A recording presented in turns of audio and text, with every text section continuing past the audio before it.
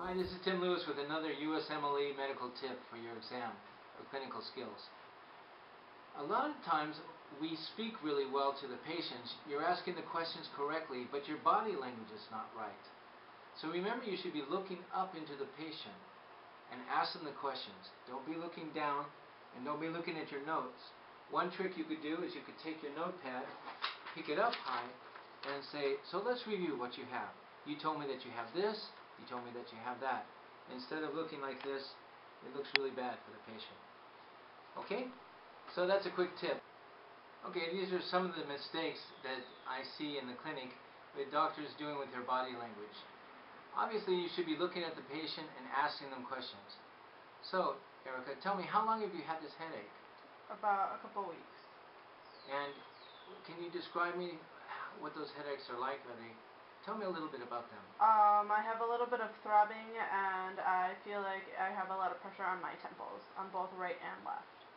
And from a scale of 1 to 10, where exactly is this headache, with 10 being worse?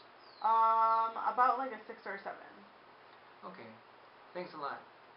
Okay, now that's just a quick example of your body language. What I see with a lot of doctors is this. So Erica, how long have you had your headaches? About a week. And can you describe them to me? They have been throbbing and have been bothering me on my temples. Okay, and on a scale of 1 to 10, with 1 being really bad and 10 being the worst you've ever had, can you tell me what those are like?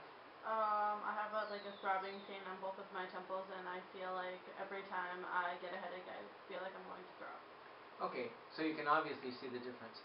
One, the patient's looking at the top of your head, and the other one, the patient's looking directly into your eyes.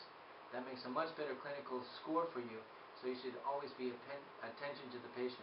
One trick you can do, ask the questions, ask them just for a second. Let me just make a quick note of that. That's very interesting. And then go back to the patient. But keep the focus on the patient at all times. It really works, and it will get your score a little higher. That's another tip for today. Thanks for tuning in.